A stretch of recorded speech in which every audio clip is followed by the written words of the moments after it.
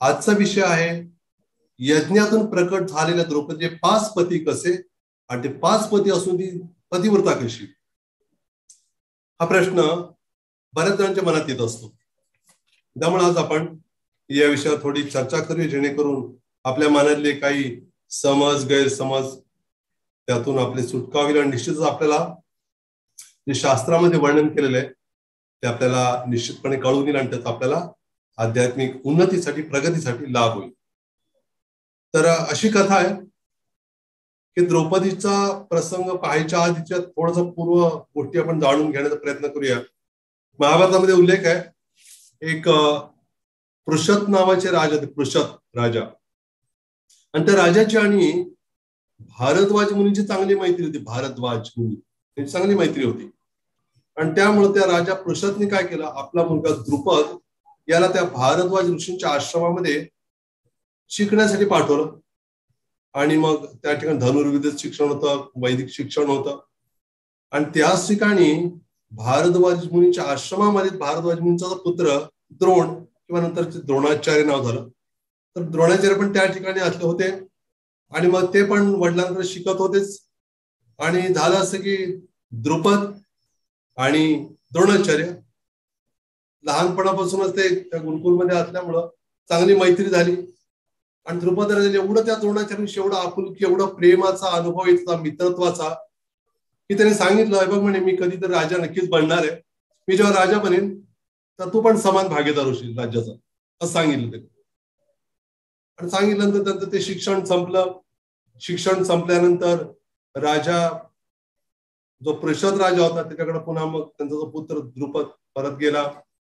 आणि द्रोणाचार्य आपल्या वडिलांच्या आश्रमात राहून सगळं ज्ञान घेऊ लागले. तपस्या जे काय होतं ते सगळं चालू झालं त्यांचं. आणि इकडं असं की जो पृषद राजा त्या राजाचा मृत्यू झाला. आणि मृत्यू झाल्यानंतर साहजिकच आहे त्यांचा पुत्र म्हणून द्रुपद राजा झाला. आणि राजा झाला मग त्याला तर काही लक्षात नाही, आपण असं त्या द्रोणाला आपण बोललो होतो वगैरे, असं काही त्याच्या काही लक्षात नव्हतं. द्रुपदच्या पूर्ण विसरून गेलेला होता. आणि बराच काळ पण लोटलेला होता. आणि इकडे द्रोणाचार्य त्यांचा मोठे झाले, मध्ये विवाह झाला. कृपाचार्यांची जी बहीण होती कृपी, ही द्रोणाचार्यांची पत्नी. आणि त्यांच्यापासून त्यांना द्रोणाचार्य आणि कृपीपासून अश्वत्थामा, त्यांचा मुलगा अश्वत्थामा होता. आपल्याला माहित असेल अश्वत्थामाविषयी. आणि अश्वत्थामा झाल्यानंतर झालं असं की एवढी गरिबी होती त्यांची, अतिशय गरिबी. आणि त्यांच्याकडं मुलाला दूध प्यायला पण नसायचं. आणि ती बाकीची जी मुलं असायची त्यांच्याकडे दूध वगैरे सगळं असं ती प्यायची. आणि अश्वत्थामाला काही मिळायचं नाही. आणि ते मुलं मुद्दाम काय करत होती, मुद्दाम याला चेष्टा करण्यासाठी, चिडवण्यासाठी म्हणून कधी कधी पिठामध्ये पाणी मिसळून काय करायचे, म्हणजे बघ दूध आहे, दूध पी म्हणून. त्याला काही माहिती, तो प्यायचा आणि त्याला वाटत बघा माझ्याकडे ताकद आहे दूध पिल्यामुळे. मग ते मुलं चिडवायचं त्याला, आणि दूध नव्हतं ते पिठामध्ये पाणी मिसळलं. त्याला फार वाईट वाटायचं. आणि द्रोणाचार्यांना त्या कृपीला कळत त्यांना खूप दुःख व्हायचं. द्रोणाचार्य विचार केला की आपल्याकडे काही म्हणजे इथं काही नाहीच आहे आपल्याकडे आता. तर त्यामुळे ते थोडस विचार करता त्यांच्या लक्षात आलं की आपला जो मित्र बालपणीचा गुरुकुलात शिकलेला जो द्रुपद, तो तर राजा झालेला आहे. पण त्याच्या मनात आलं की आपल्याला त्यानं वचन दिलं तेव्हा की माझा आणि तू समान अधिकार, म्हणजे अर्धा तुला अर्धा, अशा दृष्टीनं किंवा एकत्रच करू आपण राज्य, असा एक भूमिका होती त्या द्रुपदची. आणि द्रोणाचार्य ते आठवलं. आणि द्रोणाचार्य काय केलं, त्या आठवल्यामुळं द्रोणाचार्य जेव्हा द्रुपद राजाकडे गेले, आणि द्रुपद राजाकडे आणि द्रोणाचार्य एकदम त्यांचे वस्त्र फाटलेली होती, त्यांचं काही स्थिती काही बरी नव्हती त्यांची. अशा ती जेव्हा तिथं पोहोचले द्रोणाचार्य, द्रुपदने म्हटलं काय काय पाहिजे, तुम्ही कोण आहे. तर त्यांनी म्हटलं मी तू ओळख नाहीस का रे, मी आपण मित्र आहोत, एकत्र शिकलोय आपण. आणि तू वचन दिलं होतंस मला, काय वचन दिलं होतंस की तुझं राज्यात मला भागीदार म्हणून. द्रुपद राजा म्हणा काय बोलतोस काय म्हणे, अरे काय तुझी लायकी आहे का, काय बोलतोस तू. अरे मैत्री म्हणजे जे बरोबर आहेत, योग्य आहेत, म्हणजे धनवान असतील त्यांची मैत्री होते. तू गरीब आहेस, मी श्रीमंत, कशी मैत्री होणार म्हणे. काय बोलतोस म्हणे, माझं राज्य तुला हे कसं काय शक्य. त्याचा अपमान करून पाठवलं. मग तेव्हा द्रोणाचार्यांना फार वाईट वाटलं की म्हणजे आपल्या मित्रांना मी काय स्वतःहून हट्टाने काय गेलो नव्हतो, मित्रांना वचन दिलं होतं, पण त्याची तो पूर्तता करू शकले, त्यामध्ये रोष होताच मनामध्ये. आणि द्रोणाचार्य आले परत. फार दुःखी झाले होते, कारण का तोडगा तर मिळाला नव्हता, अजून जास्त अपमानित झाल्यामुळं त्यांना फार ते बोचत होतं. जणू का जशी जखम असते की जखम शरीरात झाली जखम औषधानं वगैरे ती बरी होते, त्याला काही मलमपट्टी करतो ना आपण, पण आत हृदयाला झाली जखम त्याच्यासाठी काय मलमपट्टी करायची मग. अर्थात आहे भक्ती आहे नामस्मरण हे तर करायचं आहेच आहे, पण द्रोणाचार्य फार दुःखी होते आणि मग त्यांनी विचार केले की आता काही दिवस आपण उघडतीनं न वावरता त्यांनी थोडं दुःखी असल्यामुळं आपल्या बहिणीकडेच राहू लागले. नाही क्षमा करा, बहिणीकडे कृपाचार्यांकडे म्हणजे मेवण्याकडे राहू लागले. आणि मेवण्याकडे राहू लागल्यानंतर झालं असं स्थिती की जो अश्वत्थामा तर तो काही करू शकत नव्हता किंवा द्रोणाचार्य पत्नी पण काही नाही, थोडं गुप्त रीतीनं वास करत असताना अचानक काय झालं, द्रोणाचार्य पाहत होते की युधिष्ठिर महाराज आणि सगळे बाकीचे कौरव वगैरे सगळे एकत्रच झाले ना पूर्वी, ते सगळे राजकुमार चेंडू खेळत होते आणि चेंडू खेळता अचानक चेंडू तो विहिरीत पडला. त्यामुळे काही करून ते राजकुमार ते चेंडू बाहेर काढणं अवघड होत होतं आणि ते सगळे एकदम गोंधळून घेतात, कसं चेंडू काढायचं, खेळणार कसं. द्रोणाचार्यांनी पाहिलं, द्रोणाचार्य म्हणाले की मी तुम्हाला चेंडू काढून देतो, पण मला तुम्ही भोजन द्यायला पाहिजे, मला म्हणजे आम्ही सर्वांना घरच्यांना. हो म्हणे काय हरकत नाही, राजकुमारच होते, ठीक आहे म्हणाले. यांनी काय केलं द्रोणाचार्यांनी, त्याला सर्व मंत्र तंत्र भरपूर सगळं त्यांनी ज्ञान घेतलेलं होतं आणि त्यांचं पावित्र्य पण होतं. असं त्यांनी काय केलं, द्रोणाचार्यांनी मंत्र त्यांच्याकडे ह्याच्या गवताच्या काड्या घेतल्या आणि त्या गवताच्या काड्यांना अभिमंत्रित करून त्यांनी काय केलं, ते काड्या सोडल्या खाल्याने बरोबर त्याच्याद्वारे तो चेंडू बाहेर काढला. त्यांनी चेंडू बाहेर काढतो, राजकुमार थक्कच झाले, पण काय प्रकारच काय बाबा, आम्ही एवढा प्रयत्न केला, आम्हाला जमलं ह्यानं जमलं. लगेच त्यांनी भीष्मदेवांना सांगितलं असं असं कोणतरी आले तिथं आणि त्यांनी काय केलं, आमचा चेंडू असा काढला. लगेच त्यांनी ओळखलं की नक्कीच हे कोण द्रोणाचार्य. बोलून घेतलं त्यांना आणि सांगितलं तुम्ही काय करा, आता तुम्ही या मुलांना आता युद्ध कला वगैरे शिकवा, तुम्ही काय त्यांचे गुरुबांना शिकवा, सगळं तुम्ही सगळे व्यवस्था सगळं आम्ही करू. मग द्रोणाचार्यांना आवश्यकता होतीच.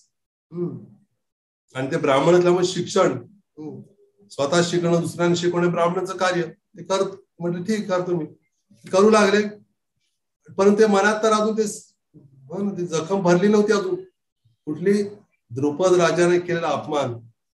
आणि मग सगळ्या मुलांचं जेव्हा शिक्षण झालं, ते मुलं म्हणाले गुरुजी काय गुरुदक्षिणा काय देऊ, कारण पूर्वी असायचं असं गुरुदक्षिणा द्यायची असायची, असं ठरलेलं नसायचं की एवढा आकडा वगैरे असं काही, एवढी फी एवढी पावती फाडा, काय काय फाडायचं अजून तसं नव्हतं. त्यांनी काय केलं म्हणे काय गुरुदक्षिणेची, मग त्यांनी सांगितलं की असं करा म्हणे, द्रुपद राजाला तुम्ही पकडून आणायचं, त्याला हरवायचं आणि घेऊन यायचं. कौरव गेले, ते त्यांना काही जमलं नाही, त्यांना कळले अर्जुन ओळखत होता की त्यांना काही जमणार नाही. उलट ते जे पांचाल नरेश होता ना, जो द्रुपद राजा, पांचाल हे होतं देश, आणि त्यामुळं ते हारून आले परत. आणि अर्जुनाने म्हटलं मी जाईन म्हणे. अर्जुनने करा, त्याने भीमाला घेतलं, सगळे एका बाजूला भीम एका बाजूला असं करून ते गेले, असा हमला केला त्यांच्यावर, करून सर्वांना हारून टाकलं आणि हारून त्या द्रुपद राजाला बांधून त्याने आणलं. आणि द्रोणाचार्य तसंच म्हटलं होतं त्याला बांधून आणा, आणि बांधून आणलं. आणि जेव्हा आणल्यावर द्रोणाचार्य समोर उभं केलं, द्रोणाचार्यांनी काही त्यांना हे केलं, द्रोणाचार्य म्हटलं बघ म्हणे की जे वचन दिलं होतं तो वचन पाळलं नाही, त्यामुळे असे असं करावं लागलं, मला काही पर्याय नव्हता. मग काय, आता तुला मी सोडून देतो, तुझं अर्ध राज्य मी घेऊन तुझा अर्ध राज्य. तसं द्रोणाचार्याने काय केलं असतं, पूर्ण घेऊ शकले असते द्रोणाचार्य, पण तसं नाही केलं. म्हणजे ते पक्के होते वचनाचे, हे वचन दिल्याप्रमाणे अर्ध माझं हे होतं, अर्ध घेऊन तू बाकी तू हे. मग त्या पंचाल देशात 2 भाग झाले, एक हे करून बाजूला, आणि हे ठरवलं द्रोणाचार्य म्हटले की आपण दोघं म्हणून करूया, दोघं मित्रत्वाचं नातं राहू दे आपलं. द्रुपद राजा निघून गेला, पण मात्र अशा पण त्याला बांधून आणणं, पुन्हा जबरदस्तीने ते हिरावून घेणं, हे काय त्याला रुचलं नव्हतं, त्याला आवडलं नव्हतं. त्याने काय केलं बघा, त्या द्रुपद राजानं त्यानं तपस्या सुरू केली. ठरवून काय करावं, आता तपस्या करून काय मिळवावं, आता काहीतरी अशी युक्ती करावी जेणेकरून आपल्याला लाभ होईल. मग ते ब्राह्मणांना वगैरे विचारलं की आता काय केलं पाहिजे सांगा, की असं काहीतरी करता येईल का जेणेकरून त्या द्रोणाचार्याच्या मृत्यूला असं काय तुम्ही करू शकाल का, काय मंत्र वगैरे. त्यांना ते काही बरं वाटलं नाही, असं कसं काय कारण असं विराकडे मारायचं. मग त्यांनी विचारलं, मग ते यज आणि याज असे दोघे होते, तर त्यांना विचारलं काय करायला हवं. मग ते म्हटले की ते आधी तयार नाही झाले. म्हटले असलं आम्ही काय करू शकत नाही बाबा, बरोबर नाही बाबा. तरी पण त्याने खूप त्याला प्रसन्न केलं, तपस्या केली. तो प्रसन्न झाले दोघं आणि सांगितलं की ठीक आहे म्हणे आम्ही करू म्हणे, की तू एवढा आग्रह करतोस म्हणून. तर यज्ञ संपन्न होईल आणि यज्ञ झाल्यानंतर काय होईल मग तो लक्षात येईल फाशीच काय होईल. आणि फार मोठा यज्ञ संपन्न केला आणि त्या यज्ञात यांचा काय मुद्दा होता द्रुपदाचा की मला असा पुत्र पाहिजे जो काय करेल, द्रोणाचार्याला मारेल, त्याचा वध करेल. आणि त्याप्रमाणे त्या यज्ञातनं त्या दोघांनी जेव्हा तो यज्ञ केला आणि बरेच काही ते पुरोहित वगैरे होते, यज्ञात काय झालं, त्या प्रखर ज्वाळामधून कोण प्रकट झाला, तिथून प्रकट झाला दृष्टद्युम्न, द्रुपदाचा मुलगा. आणि त्याचबरोबर द्रौपदी पण तिथूनच प्रकट झाली त्या यज्ञातच. पण द्रौपदीच्या अनेक नावापैकी एक नाव आहे कृष्णा. कृष्णा काय म्हणते, ती सावळ्या रंगाची होती, अतिशय तेजस्वी होती, यज्ञातनं प्रकट, तिचं नाव कृष्णा झालं. आणि दुसरं नाव तिथे यज्ञसेनी पण म्हणतात तिला, कारण ती यज्ञातून प्रकट झाल्यामुळे. अजून काही नाव आहे त्याची पण चर्चा करूया. आणि मग तर त्यावेळेला एक आकाशवाणी पण झाली की हाच तो पुत्र आहे द्रोणाचार्याला मारण्यासाठी याचा जन्म झालेला आहे, असं मग आवाज ऐकवाला. आणि त्याप्रमाणे सांगितलं. आणि दुसरं हे पण झालं की ही मुलगी नाव कृष्णा आणि अदृष्टद्युम्न. आणि त्यांनी मग त्यांना सांभाळ करायला सुरुवात केली. तर ते एकदमच प्रकट झाले, असं काय त्यांनी काही लहान होते, बाळ होते, असं काही झालं नाही, एकदम मोठे तरुण प्रकट झाले. आणि ती द्रौपदी एवढी सुंदर, एवढी अप्रतिम तिचं सौंदर्य होतं. पण तिची पूर्वजन्माची घटना पण फार विलक्षण आणि विशेष आहे. पूर्व जीवनामध्ये ती एका ऋषीची पुत्री होती, ऋषिकन्या होती. आणि ती ऋषिकन्या होती आणि तिचं म्हणजे तिची खूप इच्छा असून पण तिला योग्य वर प्राप्त होत नव्हता. ती फार कंटाळून तिने ठरवलं की मला योग्य असा वर मिळत नाही. तिच्या बऱ्याच काही अटी होत्या. आजकाल असतात ना की असा पाहिजे, एवढं शिकला पाहिजे, एवढं मागणी करत ते एका ह्याच्यात एका व्यक्तीत बसतच नाही. खूप सुंदर पाहिजे, एखादं खूप सुंदर आहे पण काय म्हणजे कमी शिकलेला असेल, नाही शिकलेला पण पाहिजे. एखादं खूप शिकलेला म्हणतो पण सुंदर, असं काही नाही कुठेतरी होतं. मग तिच्या अशा अटी असल्यामुळे ते फार अवघड झालं. मग तिने तपस्या केली, फार घनघोर तपस्या केली. म्हणजे शिवजींना प्रसन्न केलं. शिवजी म्हणाले की म्हणे काय मागायचं माग, म्हणजे मी प्रसन्न तुझ्यावर. ती म्हणाली की मला असा पुत्र पाहिजे, क्षमा करा, असा पती पाहिजे जो अतिशय नीतिमूल्याप्रमाणे वागणार आहे, सत्यवादी आहे. आणि मला असा पती पाहिजे शूरवीर आहे. आणि मला असा पती पाहिजे जो अतिशय सुंदर असेल. आणि मला असा पती पाहिजे जो अतिशय विद्वान असेल. आणि असा पती पाहिजे जो अतिशय प्रेमळ किंवा दयाळू, दया असेल त्याच्यामध्ये, असं पाहिजे. मग शिवजी म्हणाले ठीक आहे, तुला 5 पती होतील. हा म्हणे 5 पती होतील, असं कुठं मागितलं मी. तू मागितलं नाहीस, पण 5च्या 5 गोष्टी तू मागतेस ना, ते एका व्यक्तीमध्ये कसं भेटणार सगळं. त्यामुळे मी काय केलेलं आहे, हे 5 पती तुला होतील असं त्यांनी सांगितलं. आणि सांगितलं मग तिनं आता स्वीकार करणं भागच पडलं, काय पर्यायच नव्हतं. आणि त्यानंतर तिला काय झालं, मग ते शरीर तिचं त्याच्यानंतर तिनं, तर त्या जीवनात ते शक्य नव्हतं. मग नंतर ना या द्रुपद राजानी जो यज्ञ केला होता, ते यज्ञातनं ती काय झाली, ती प्रकट झाली. शिवजींचं एक विशेष तिच्यावर कृपा झाली होती, त्यामुळे ती तशी प्रकट झाली, जेणेकरून पुढे आता बऱ्याच काही घटना घडणार आहेत म्हणून. आणि इकडं मग तिचं काही काळ तर काय झालं, स्वयंवर रचलं द्रुपद राजांनी. तर त्या स्वयंवरामध्ये काय होतं, कारण त्याने पाहिलं की इतकी सुंदर मुलगी आहे की तिला असं कोणी पण, कारण पूर्वी असं असं राजे लोक काय करायचे, स्वयंवर यासाठी रचायचे जेणेकरून स्वयंवर एवढं अवघड असायचं, त्या स्वयंवरातली अट एवढी अवघड असायची की तो शूरवीर आहे, जो खरंच योग्य क्षत्रिय, तोच काय करायचा, त्या अटीची पूर्तता करायचा. जसं प्रभू रामचंद्रांच्या पाहिलं आपण, नाही का, जेव्हा सीतेसाठी जे स्वयंवर होतं किती अवघड होतं. शिवधनुष्य उचलून त्याला काय करायचं, ते बाणाचा त्याला प्रत्यंचा लावायचा ते धनुष्यात, असं होतं सगळं. मग अशा स्थितीमध्ये तिनं प्रभू रामचंद्रने ती अट पूर्ण केलेली होती ना. आणि ते काय झाली, तर द्रौपदीच्या वेळेला पण असं स्वयंवर होतं की खाली पाण्यामध्ये बघून वर जो मासा आहे त्या माशाला काय करायचंय, म्हणजे पाण्यात बघून त्या प्रतिबिंबाला बघून काय करायचं, त्याला माशाला मारायचंय, त्याच्या डोळ्याचा छेद घ्यायचा. अर्थात बऱ्याच जणांनी प्रयत्न केले पण कुणाला जमलं नव्हतं. आणि हे निघाले ते सगळे. आणि नेमकं त्याच वेळेला काय त्यांचा भ्रमण करत निघाले होते आणि त्यांनी पाहिलं की काय झालेलं आहे, या ठिकाणी स्वयंवरात गेले. आणि स्वयंवरात जेव्हा गेले त्यांनी पाहिलं की हे असं आहे. आणि शेवटी अर्जुनाला कळलं की हे आपल्याला शक्य आपण करू शकू.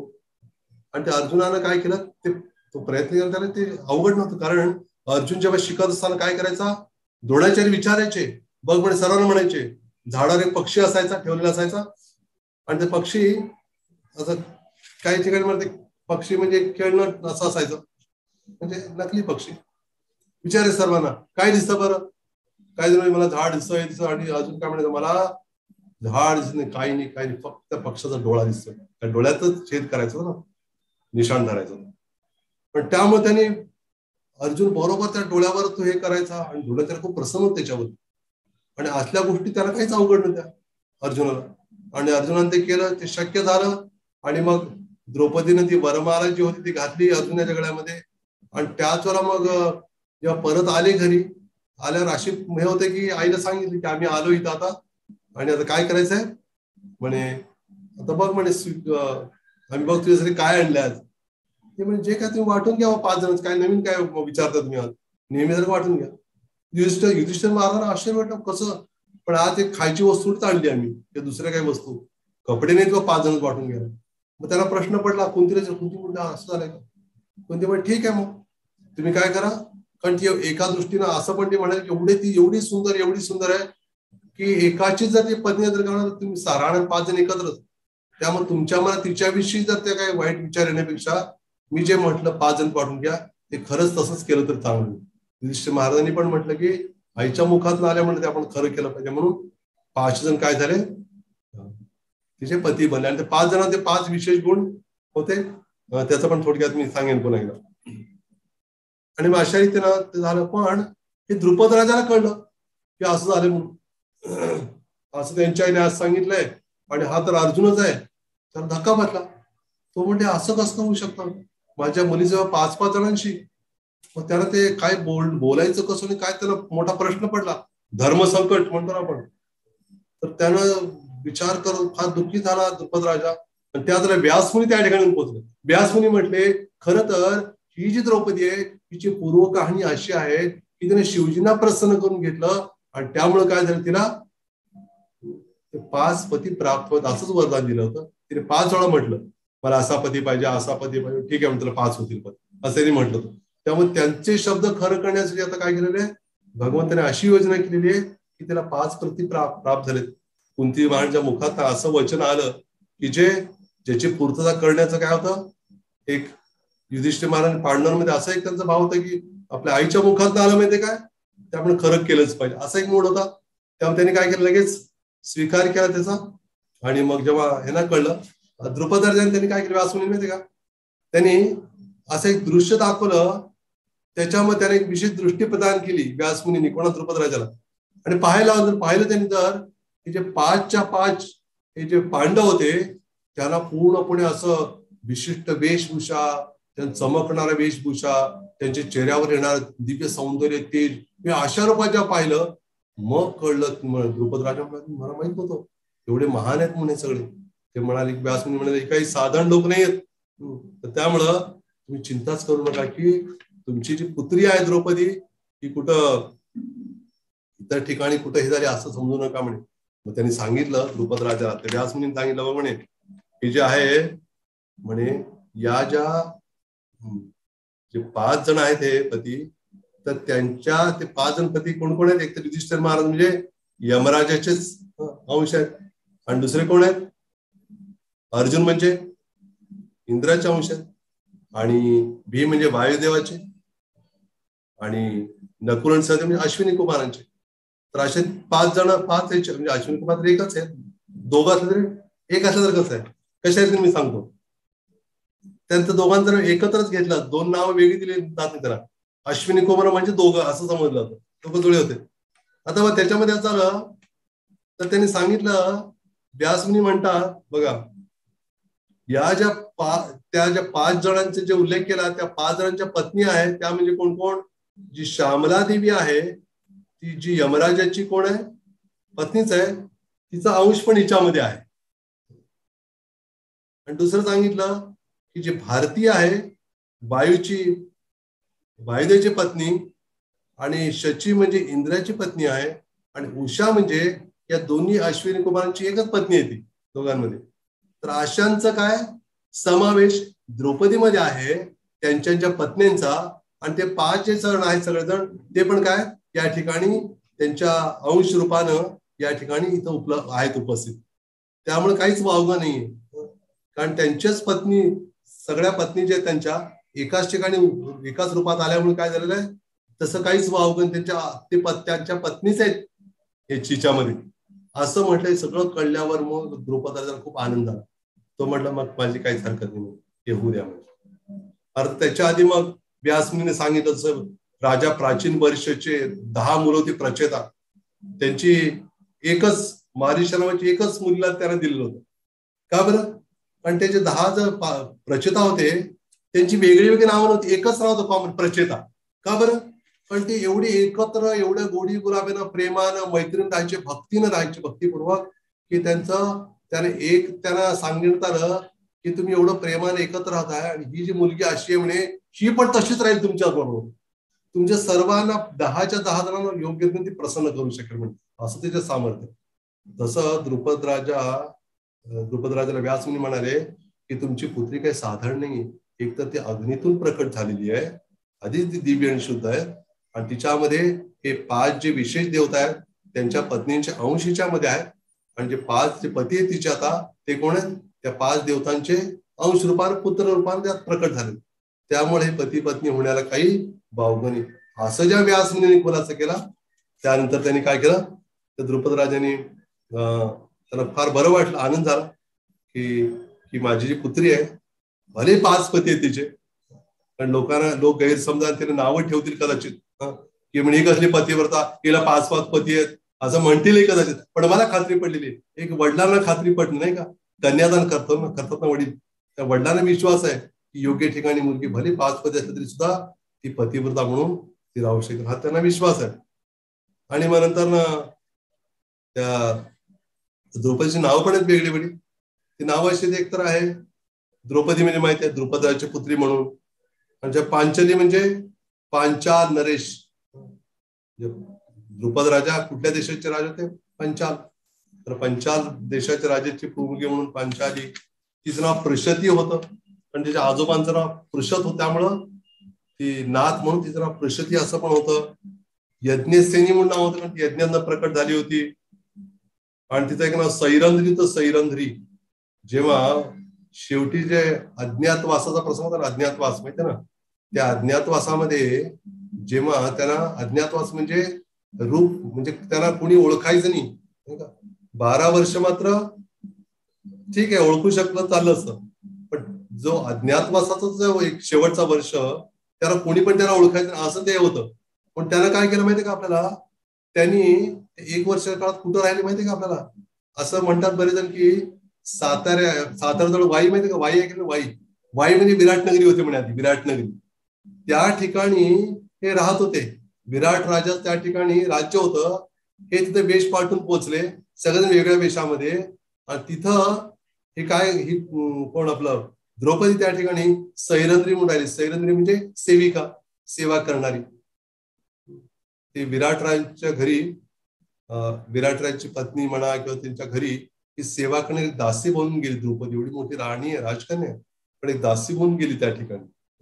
तर असा उल्लेख येतोय की ती खर तर ती एवढी सुंदर होती, एवढी तिच्यासाठी किती जर लोक तिच्यावर, तिचा विवाह झाल्याच तिला हरण करण्याचा प्रयत्न करत होते, पण तिनं मात्र त्या 5 पती व्यतिरिक्त कुणाशी पण काही नाही केलं, कुणाचं पण चिंतन नाही केलं. अशा भयंकर अशा वनवासात पण राहिली ती.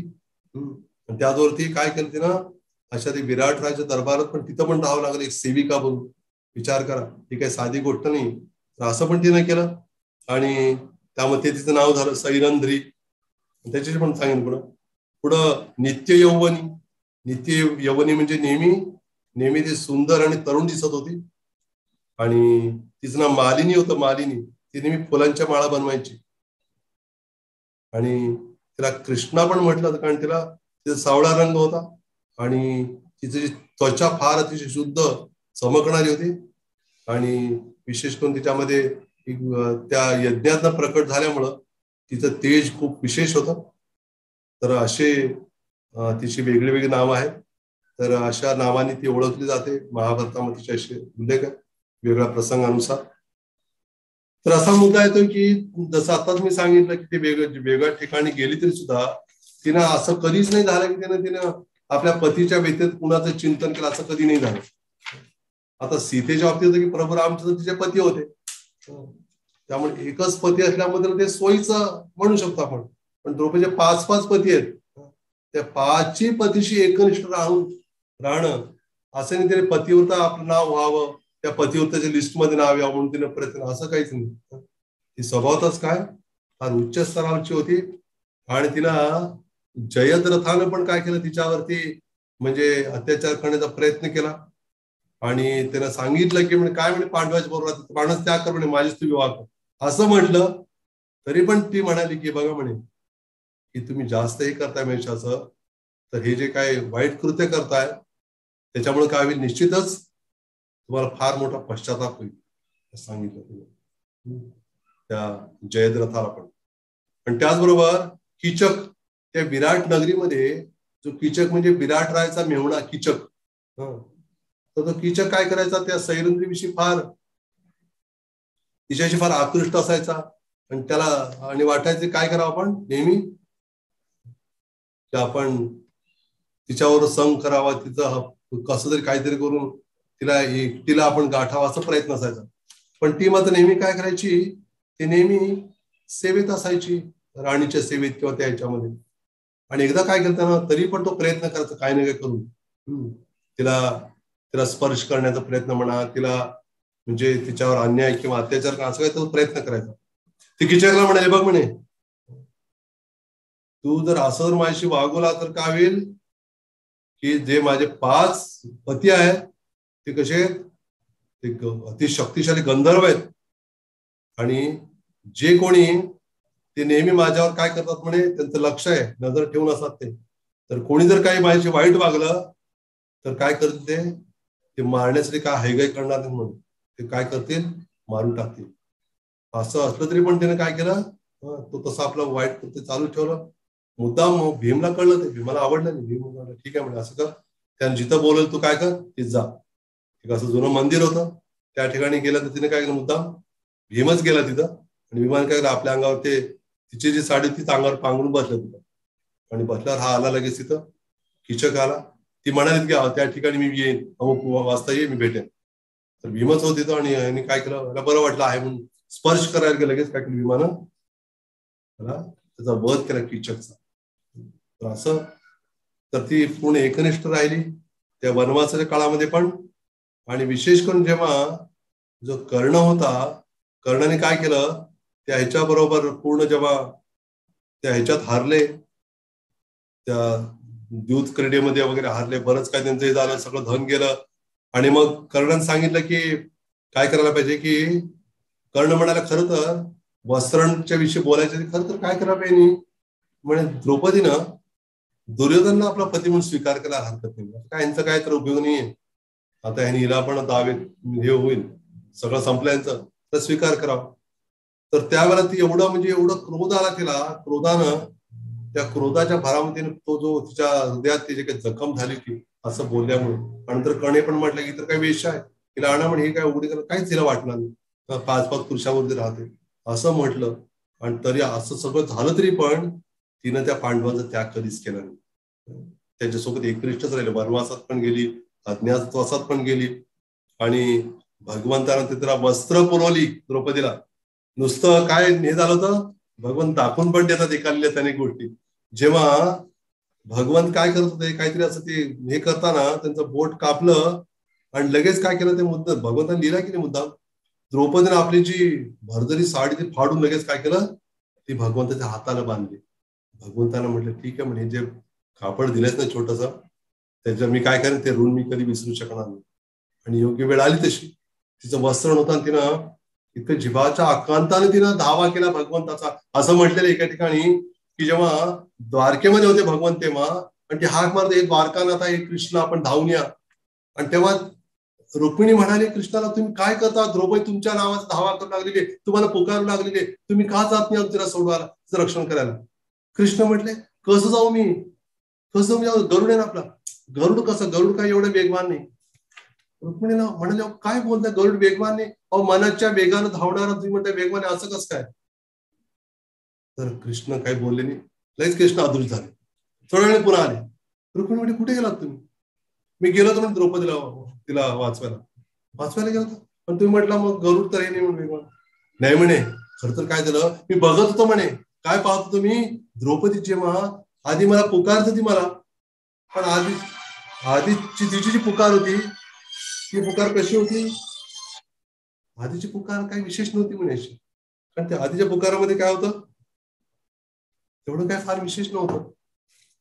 होतं नाही असं नाही, पण दोन्ही हाताने आपली साडी घाटून ती प्रार्थना करत होती. पण जेव्हा ती दोन्ही हात वर करून तिच्या डोळ्यातनं अश्रू वाहू लागले, आणि त्यावेळेला तिचे अश्रू बनले माझं वाहन तिथं पोहोचण्यासाठी. आणि जाऊन मी तिला काय केलं, एवढी वस्त्र पुरवली, आणि त्यामुळं तिचं पूर्णपणे रक्षण केलं. भगवंत बघा, द्रौपदी एवढी महान आहे, तिची जर तेवढं पतिव्रता जर तेवढं पावित्र नसतं तर भगवंताने कशाला मग तिला वाचवायला गेले असते, नाही का? तिचं धावा ऐकून भगवंत का आले असते याच्यावर कळू शकतं. पण दुसऱ्या एक असाच प्रसंग घडणार ना, मुद्दाम याने काय केलं, तर दुर्योधनाने त्यांना सगळ्यांना मुद्दाम हे करण्यासाठी काय केलं, दुर्वासा मुनीने सांगितलं, तुम्ही काय करा, जाऊन अशा वेळेला जा म्हणे, जेव्हा द्रौपदीचं भोजन करून झालं तेव्हा जायचं म्हणते. तिथं आपल्या सगळ्या शिष्याला, हजारो शिष्याने घेऊन गेले दुर्वासा मुनी तिथं. आणि भगवंताची अशी योजना की त्याच्या आधीच काय झालं होतं, धौम्य मुनी आणि त्यांचे शिष्य आले असताना त्यांना फार अवघड झालं त्यांची सेवा करणं, कारण काय राज्य नव्हतं त्यांच्याकडे काय, पण त्यांना फार अवघड झालं. तेव्हा त्यांनी काय केलं, कोणी आपलं त्या युधिष्ठिर महाराजांनी तपस्या केली, भगवंताला प्रार्थना, सूर्यदेवाला हे केलं, म्हणे काहीतरी करा म्हणे, आता कशी अवस्था आमची झाली. अर्थात सूर्यदेव म्हणजे त्यांना सूर्यनारायण पण म्हटलेलं, सूर्यामध्ये साक्षात भगवंत द्या भावी. मग सूर्यदेवाने काय केलं, अक्षय पात्र दिलं, त्यांना सांगितलं की द्रौपदीकडे दे, आणि तुम्हा सर्वांना किंवा जी ती सर्वांना वाढून देणार, शेवटी जेव्हा ती घेईल तर त्या दिवशी परत ते काय त्यात काही अन्न येणार, पुन्हा दुसऱ्या दिवशी सांगितलं. आणि तिच्याकडे युधिष्ठिर ते दिलं, आणि तेव्हापासून काही प्रश्नच नव्हता. ह्याला माहित होती दुर्योधनाने की असं आहे म्हणून, त्यांनी काय केलं, मुद्दाम जाणून बुजून की द्रौपदी झाल्यावर तुम्ही जायचं म्हणे तिथं. पण दुर्वासाला माहित अंतर्धान कळलं, आता द्रौपदी खाऊन झालेलं आहे, जायला हरकत नाही. गेले तिथं पोहोचले. युधिष्ठिर आणि पांडवांनी बघितलं दुर्वासमुनी आलेले, काय सांगणार काय? ठीक आहे म्हणे, आपण स्नान करून या, भोजन घ्या म्हणतो. आणि गेले स्नानासाठी.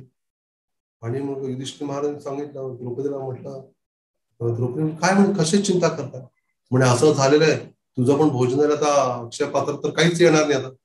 मग त्याने काय केलं, तिने भगवंत धावा सुरू केला रडत, म्हणजे भगवंता कृष्ण, आता तुमच्याशिवाय कोणी वाचू शकत नाही. कारण दुर्वासाने शाप दिला तर आधीच आमची स्थिती बिकट आहे, आता शाप दिला तर आम्हाला आमची स्थिती बिकट होईल, आपण वाचवा. कृष्ण लगेच प्रकट झाले. बघा भगवंत किती, आपण जसा भाव तसा देव, आपण जसं पुकारू भगवंताला तीव्रतेनं, तर भगवंत लगेच प्रकट झाले. आणि म्हणाले, काय म्हणे द्रौपदी, काय अडचण तुझी? म्हणे असं अशी स्थिती आहे, काही नाही त्याण म्हणे. ते दिलं तर काय खरंच, त्या ठिकाणी काय जण म्हणत भाजीचा एक तुकडा, किंवा काय जण म्हणत तुळशीचं पान, जे काय असेल लगेच भगवंताने खाल्लं, आणि खाल्ल्यावर भगवंत तृप्त झाले. असं म्हटलेले, त्वाम तुष्टे जगत तुष्ट, भगवंत प्रसन्न झाले की जग प्रसन्न होत असतं. तर त्यामुळे भगवंत संतुष्ट झाले, पोट भरलं त्यांचं. त्यामुळे दुर्वास मुनी सगळ्या नदीतच होते, अजून पाण्याचं शिष्य सगळं ढेकर देऊ लागले, पोट भरलं सर्वांचं. ते गेलेच नाही परत इकडं, त्याला इकडे आधीच पोट भरले, पुन्हा खाऊ भरलं, काय खाणार काय, निघून पळून गेले. दुर्योधनाला कळलं नाही की असं का झालं, गेले का नाही. तर भगवंत त्या विशेष आपण द्रौपदीचा प्रसंग सुरू आहे, द्रौपदीच्या पुकारण्यावरनं भगवंत खूप म्हणजे बऱ्याच वेळा आले तिथं. आणि तिच्या आता जे 5 पती त्यांच्याशी कसा व्यवहार होता, नारदने सांगितलं होतं की अशी गोष्ट की जे 5 पती आहेत, तर त्यामुळं सर्वांशी योग्य न्याय देणं फार आवश्यक आहे. म्हणून त्यांनी काय केलं होतं की 1 वर्षभर प्रत्येक पतीवर राहील, आणि नंतर ना दुसरा पती, असं होतं. पण समजा जर कोणी चुकून जर एका पतीवर असताना दुसरा पती जर नेमकं त्या ठिकाणी गेला बाबा काही कारण जे काय असेल ते, तर काय त्याला लगेच एक म्हणजे 12 वर्ष त्यांनी काय करायचं, वनवास जायचं असं होतं. आणि नेमकं युधिष्ठिर महाराज हे दोघं होते त्या आतमध्ये कक्षामध्ये. आणि अचानक काय झालं इकडं, अर्जुननं ऐकलं एक ब्राह्मण फार चिंताग्रस्त ब्राह्मण शोक करत होता की त्याचे गायी गोधन गायी किंवा बरंच काही त्याचं धन काय झालं होतं, चोरांनी नेलं होतं, लुटून नेलं होतं. त्यामुळे त्यांना कळेल झाले की काय करायचं म्हणून.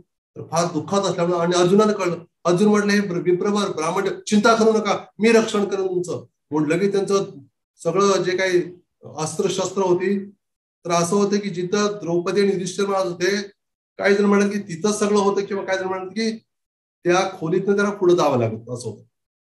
तर ते गेले आणि अर्जुनाने लगेच आत प्रवेश केला. आणि प्रवेश करून द्रौपदीने पाहिजे युधिष्ठिर महाराज पाहिलं.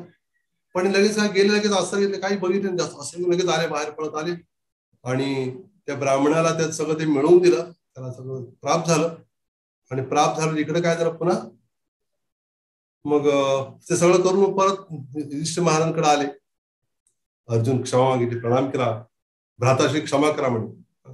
असं ठरलं होतं की कोणी असं जायला नको. आणि आपण तर आमचे सर्वांचे ज्येष्ठ भ्राता, आपण इथं आत असताना मी जाणं योग्य नव्हतं, त्यामुळे क्षमा करा म्हणे मला. आणि द्रौपदीला पण सांगितलं की जे काही अट ठरली होती, द्रौपदीने पण म्हटलं की असं कोणी आलं माहिती तर त्यांना 12 वर्ष हे करावं लागेल. तर अर्जुन म्हणले मी स्वीकार करतो, मी वनवासात जाईल. युधिष्ठिर म्हणे त्याची काय आवश्यकता नव्हती, नाहीये म्हणे. खरं तर तू म्हणजे असं काही जाणून बुजून आला नव्हतास.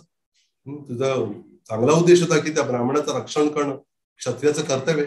त्यामुळे तू काय करायला गेला होतास इथं, ते कर्तव्य ते पूर्ण करायला तू गेला होतास. तर त्यामुळे काहीच हरकत नाही म्हणे, तू कृपा करून काय कर स्वतः ते करणं आवश्यकता नाही. तो नाही म्हणे असं कसं काय, मी वचन दिलेलं आहे आधीच. काय वचन दिलंय की हे करणार म्हणून सर्वांनी वचन घेतलेलं आहे, म्हणजे असं स्वीकार केलेलं आहे. द्रौपदीला सांगितलं आम्ही, म्हटले मी ते पालन करेन. आणि अक्षरशः मग अर्जुन त्यावेळेला तिथनं निघून जातो वनवासासाठी. आणि त्या काळात बऱ्याच घटना घडतात. मग त्याचा इतर म्हणजे मणिपूरला जात होता अर्जुन, बरंच काही घटना आहेत मध्ये. तर सांगायचं उद्देश की द्रौपदीचं एक फार मोठं वैशिष्ट्य आहे, ते आपण ऐकलंय की नाही माहिती, फार महत्वाची गोष्ट आहे जाणून घेणं, की द्रौपदी काय करायची, एक तर ती यज्ञातच प्रकट झाली होतीच, आणि त्याचबरोबर ती प्रत्येक पतीकडे जाऊन आल्यानंतर किंवा इतर पतीकडे जायच्या आधी ती काय करायची, अग्नीमधनं चालायची, अग्नीत चालायची. काही ठिकाणी असं म्हणून अग्नीत लोळायची पण, जेणेकरून त्याला पवित्र करण्यासाठी म्हणून. एवढं ते सामर्थ्य होतं तिच्यामध्ये. तर त्यामुळं आपण हे समजून घ्यायला हवं की द्रौपदी काही साधारण स्त्री नाहीये. तर तिचं विशेष, आणि तिने हे पण सांगितलं, अट आधी होती तिची विवाहानंतरची, की म्हणे काय करायचंय मला, की जेव्हा कोणी तिचा असा मुद्दा होता की या घरामध्ये म्हणे कुठल्याही जे अंतर्गत गोष्ट मी कुठल्याही स्त्रीला मी सांगणार नाही, असाच एक मुद्दा, कोणाला पण नाही सांगणार नाही. तर म्हणजे कुणाबरोबर पण झालं. त्याच्यावर त्यांच्या लक्षात आलं की यांना बाकीच्या जे पती त्यांना वेगळा विवाह अर्थात क्षत्रिय करू शकत होते, केलं तरी पण त्या पत्नीने त्यांनी इथं आणायचं नाही, असा एक मुद्दा झाला निश्चितपणे जवळ. तर त्यामुळं त्या महालामध्ये द्रौपदी यांचे 5 पती असायचे, त्यांचे विवाह जरी झाले बाकीच्यांचे नंतर वेगवेगळे, तरी पण ते त्यांच्या पत्नीजवळ वेगळ्या ठिकाणी पण राहायचे, असं अशी व्यवस्था होती. आणि जेव्हा त्या द्रौपदी आणि जे काही द्वारकेच्या राणी त्यांची जेव्हा भेट झाली, तर हिनं विचारलं एकदा, सत्यभामेने विचारलं की म्हणे हे कसं काय बरं, की तू 5 पतीला तू कसं प्रसन्न करू शकते, काय बरं तुझं हे. तर त्या फार विशेष गोष्टी सांगते, अर्थात बरंच मोठं आहे ते, म्हणजे पण थोडक्यात सांगतो. तर असं म्हणते ती की म्हणे हे बघ म्हणे सत्यभामे, ऐक, की पतीच्या व्यवहारामध्ये पतीबरोबर तू कुठलाही व्यवहार करताना, त्यांची सेवा करताना तुझ्या आता जो क्रोध आहे, क्रोध बाजूला ठेव, क्रोधाला तिथे स्थान देऊ नकोस, तेव्हा तो प्रसन्न नाही करू शकणार. तुझ्या पतीला जणू काही एखादं लहान मुलं असल्यासारखं समजतं. का बरं, कारण त्यांची तू पूर्ण सेवा तू करू शकशील. त्यांची ते सेवा करताना तू काही मनात किंतु बाळगतो, पूर्ण त्यांची सेवा करणं शक्य होईल. आणि विशेष करून तुझ्या ज्या काही भावना आहेत ते केवळ अश्रू वाटे व्यक्त न करता योग्य शब्दात तुझ्या भावना मांडायचं ते शिकून घे, म्हणून ते फार महत्वाचं आहे. आणि पुढे ते म्हणते, तुझ्या हृदयापासून प्रेम कर म्हणजे तुझ्या पतीवर. आणि म्हणाले की ज्या काही अंतर्गत गोपनीय ज्या गोष्टी झाल्या तुमच्यामध्ये बरोबरच्या चर्चेत वगैरे त्याचा इकडे उल्लेख करू नको बाहेर. त्या म्हणजे ती जी गोपनीयता ती राहणार नाही गोपनीयता. कसं माहिती ना आपल्याला सीतामाईने सांगितलं ना, हनुमंताला सांगितलं रामायणाचा प्रसंग आहे. ती म्हणाली की आता तू मला येऊन भेटलास की नाही हे श्रीरामाला कसं पटवण्यासाठी असं वाटेल कदाचित की हे दुसरं कोणाला तरी मी अंगठी दिली मग श्रीरामाला काय वाटेल दिली असेल कुठल्या तरी स्त्रीला एखाद्याला असं वाटू शकेल ना कधी कधी. त्यावेळेस तू असं कर म्हणे की मी कहाणी सांगते. कुठली कहाणी की चित्रकूटावरती तिथं एक कावळा आला. तो कोण जयंतच होता इंद्राचा पुत्र जयंत. तो काय करायला मला त्रास द्यायचा प्रयत्न करू लागला वगैरे झालं. हे सगळं जो प्रसंग आहे.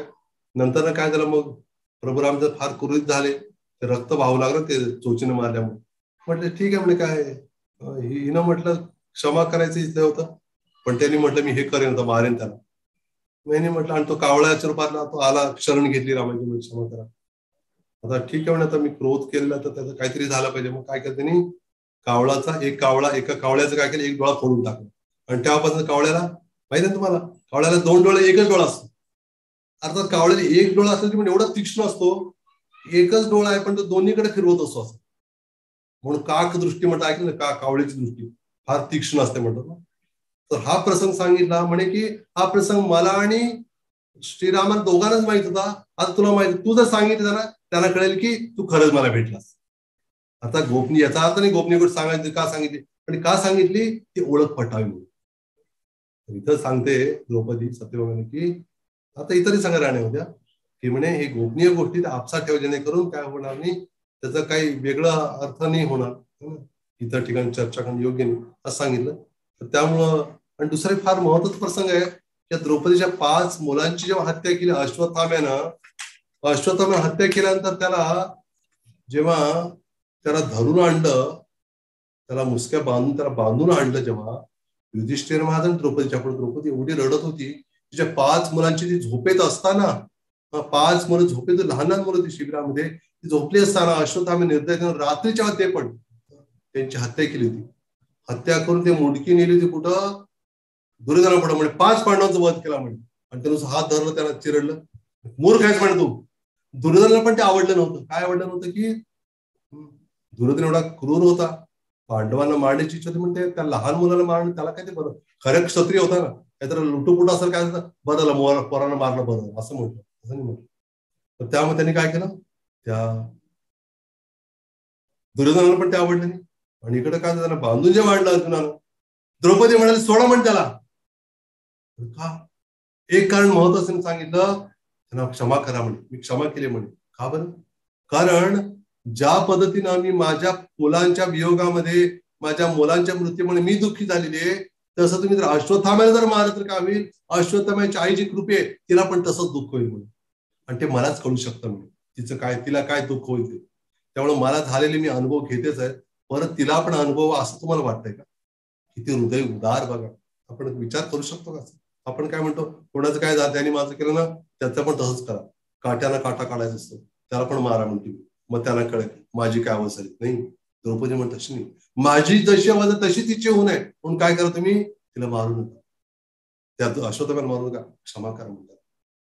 आता भगवंताला मध्यस्थी केली.